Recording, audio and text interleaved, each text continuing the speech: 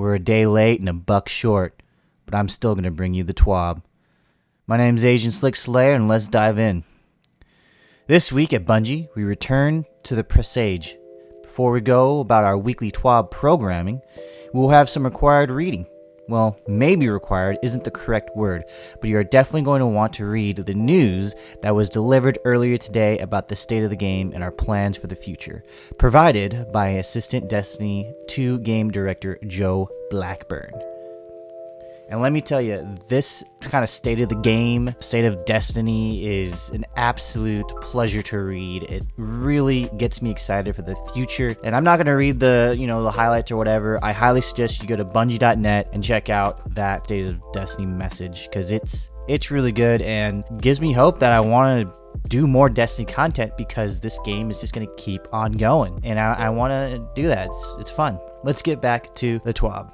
This week has been a fun ride so far. Saladin is not only hosting Iron Banner, but has sent Guardians back to Nessus to fight through a fourth battleground.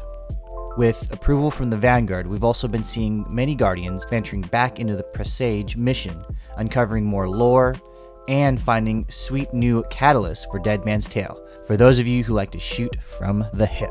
Man, the Dead Man's Tale is a really, really cool gun. Kind of makes me think of, like, we're space cowboys now, because the gun just looks so cool. I mean, it totally has a Western vibe to it. I'm really excited to try this. Hopefully we can get a fire team together so I can get this gun all set up and ready to go, because I think this is going to be a contender in trials and other PvP matches. Master difficulty can prove challenging, but with the right fire team, you can absolutely find success. As you venture through this derelict ship, be sure to watch out for scannable objects. They may prove valuable to you on your journey to uncover more knowledge. The TWAB this week will be looking at a few feedback items concerning ritual playlist rewards, an update on DDoS protection for consoles, and an announcement of our upcoming Deepstone Crypt developer dive. Read on for more.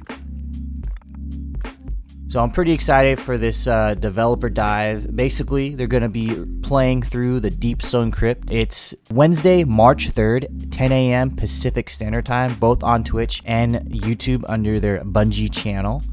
They're going to have representatives from art, visual effects, narrative, and they're basically just going to kind of give you a behind the scenes of how they made this raid and what was their inspiration and everything like that. And I'm excited to watch it. It's pretty cool. Ritual playlist weapon rewards. If you're like me, you've been sinking a lot of time into Gambit searching for a bottom dollar hand cannon over the last 2 weeks. It's beautiful, lives in the 120 RPM archetype, can be found when completing Gambit matches. Today, we've invited Weapons feature lead Chris Proctor to walk us through freshly introduced ritual playlist rewards, where to get them, and some plans to address feedback on drop rates. Here's from Chris.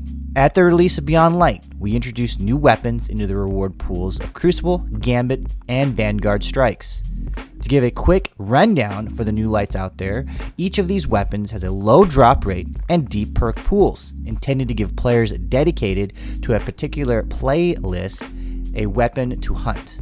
Our goal when introducing these rewards was to provide space for longer-term ritual-specific goals for players as they chase after the perfect roll on a given weapon, and explore the possibility space of perk rolls on a weapon archetype in the same way a weapon designers do.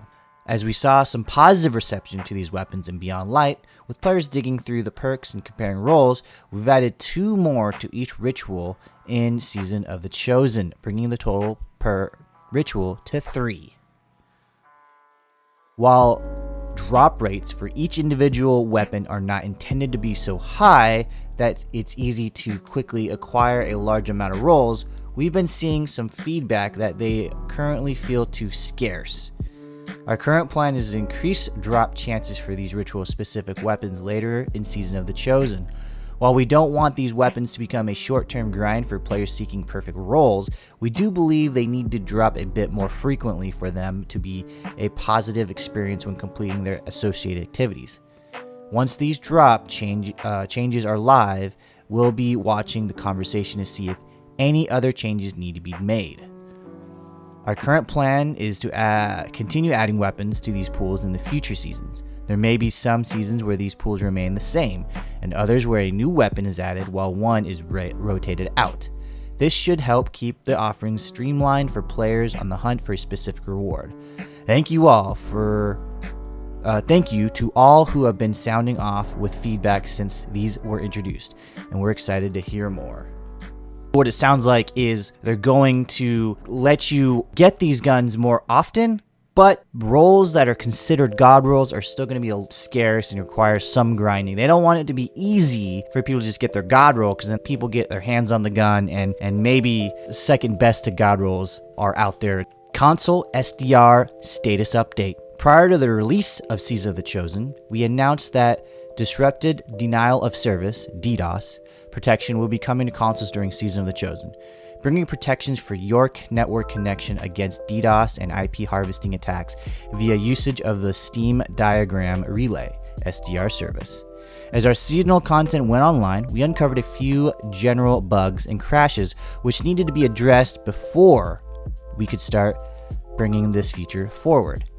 As these issues now been mitigated, our teams have started to bring console SDR service online. This will be a multi-week initiative as we want to ensure service stability across all platforms while weeding out any bugs or increases in error codes.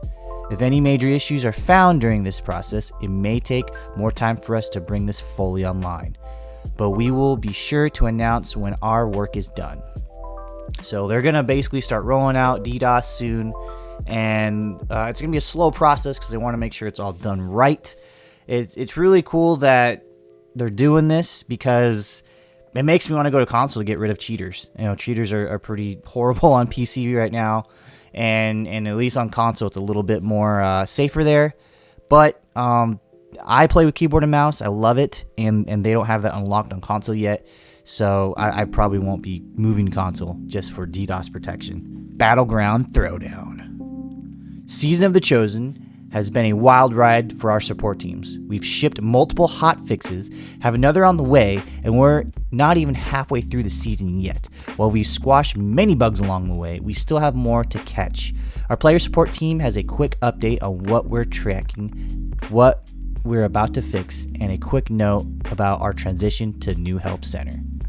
Basically, there's various hotfixes coming. Hotfix 3.1.0.2 is coming next Tuesday, March 2nd, and the rollout will be basically on March 2nd at 8 a.m. Pacific Standard Time. The maintenance will start. 45 minutes later, players will be removed from activities and won't be able to log in. At 9 a.m. Pacific Standard Time, the hotfix will roll out to all platforms and regions.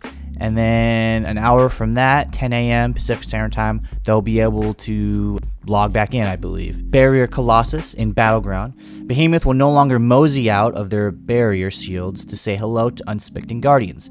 The chosen Destruction Umbral focusing lens will now allow players to focus Umbral engrams. Beneficial modifiers in the Battlegrounds playlist now work as intended. To ensure progress is recorded for the Voice on the Other Side quest for the Dead Man's Tale, players should make sure they have the quest in their inventory prior to starting the presage. If the quest was originally acquired on another character, players will need to reacquire the quest on their current character from the quest archive at the tower. Upon completing the presage, players will need to pick up a Dead Man's Tale and wait for the mission complete end timer to appear prior to returning to orbit. Failing to pick up the weapon or leaving before the mission completes will result in progress not being recorded for the quest. So just be patient, grab your loot.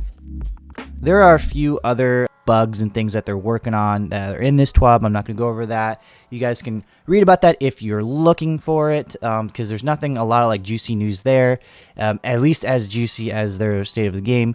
But at the end, there is some really cool stuff in the atmosphere for Movie of the Week. Someone made that mission, the Presage, a freaking horror trailer. Like, it looks really cool and makes me like get some Resident Evil vibes. And it was a really joy to watch that, so I highly suggest checking that out.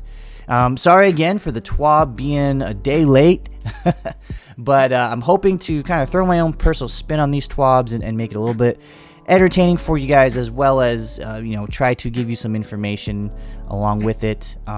Hopefully next week I won't be late, but until then, you guys stay slick out there, and Slick Slayer out.